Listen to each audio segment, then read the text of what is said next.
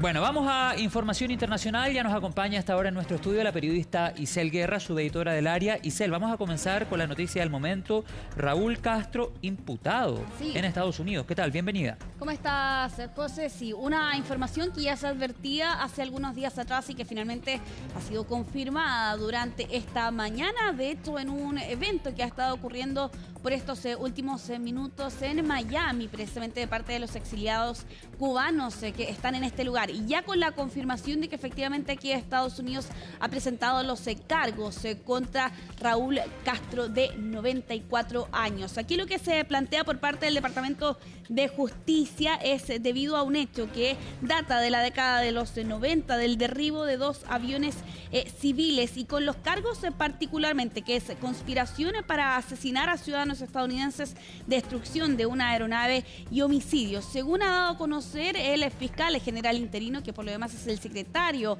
de Justicia, lo que corresponde aquí precisamente es contra Raúl Castro, así como también contra otros acusados como parte de un proceso judicial que ya se advertía, por cierto, en ocasiones anteriores, se lleva gestando los últimos 30 años debido a este hecho que yo les mencionaba anteriormente y que data del 96, cuando se dio una orden de derribar dos aeronaves que a bordo finalmente llevaba 4 personas y que finalmente terminaron perdiendo la vida. Se trataba de activistas precisamente que eran parte de un grupo cubano-estadounidense llamado Hermanos al Rescate y que precisamente durante esa época apoyaban en las labores de aquellos cubanos que buscaban escapar precisamente de la isla con destino a Estados Unidos. Y claro, con una iniciativa que lanza entonces el Departamento de Justicia de Estados Unidos y que durante esta jornada, precisamente en medio de esta ceremonia que se lleva a cabo por estas horas allá en Miami, coincidiendo con el Día de la Independencia que es celebrado por los exiliados cubanos en Estados Unidos, es que precisamente se da a conocer esta información que ya circulaba momentos antes a través de los medios estadounidenses. Vamos a revisar parte de las declaraciones de Todd Blanche, que es el fiscal general interino de Estados Unidos, también el secretario de Justicia de ese país. Hoy estamos anunciando una acusación contra Raúl Castro y otras personas por conspiración para el asesinato de ciudadanos estadounidenses.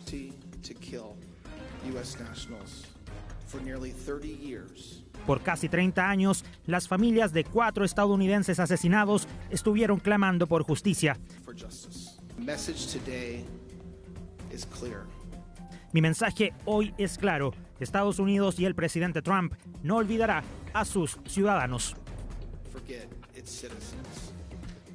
Bueno, el presidente de Estados Unidos no los ha olvidado, era parte de la declaración entonces que entregaba en este discurso Todd Blanche hace solo algunos momentos atrás, que además se suma, por cierto, y avanzamos en esta revisión también con otras declaraciones que llegan desde la Casa Blanca respecto de la situación en la isla, y un mensaje grabado coincidiendo con la fecha que yo les mencionaba anteriormente de parte de Marco Rubio, que es el secretario de Estado de Estados Unidos, dirigiéndose directamente al pueblo cubano, teniendo en cuenta, por cierto, su historia, ¿no? Sus padres son precisamente de ese país, y en un mensaje grabado en español y en inglés, donde en 5 minutos precisamente señala que lo único que se interpone en el camino hacia un futuro mejor son quienes controlan su país.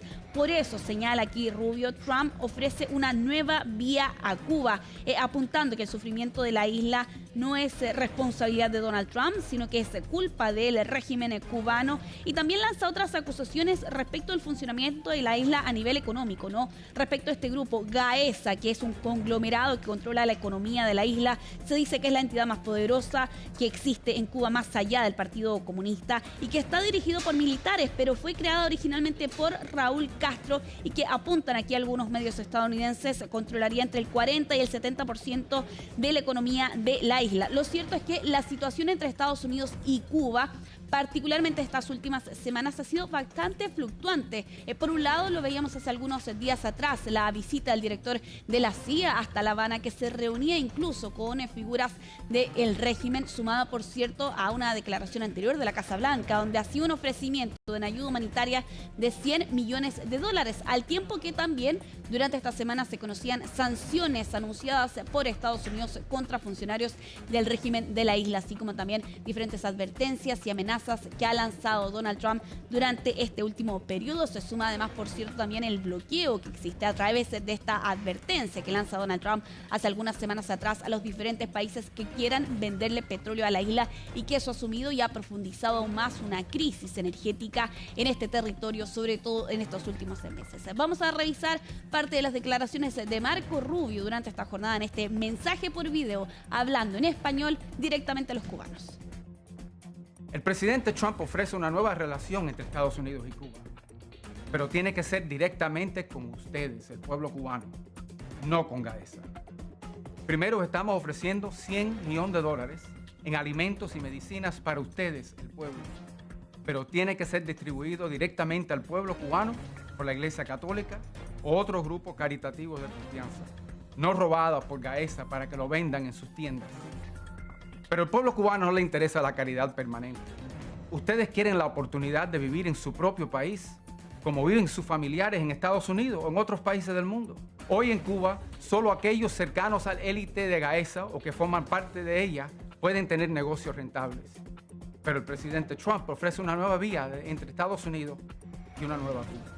Bueno, otra de las noticias de esta jornada que sin duda ha estado marcando la agenda a nivel internacional en estas últimas horas ha sido la visita del presidente de Rusia, Vladimir Putin, hasta China, en una imagen que ya hasta a esta altura se nos ha hecho habitual, ¿no? El recibimiento que ha entregado entonces el régimen chino a figuras internacionales. Lo vimos la semana pasada con la presencia de Donald Trump precisamente en Beijing, y con esta imagen similar, ¿no? La banda militar de fondo, las banderas, los niños con flores allí en las afueras del Gran Salón del Pueblo en Beijing, en el mismo lugar donde Xi Jinping recibió a Donald Trump hace 5 días atrás prácticamente, y donde en esta oportunidad, a diferencia del líder de Estados Unidos con el presidente de Rusia, firmó una declaración conjunta, más bien un gesto diplomático habitual que no se produjo con Donald Trump, pero que en esta oportunidad apuntaban a reiterar la estrechez de los lazos y el deseo de un mundo multipolar.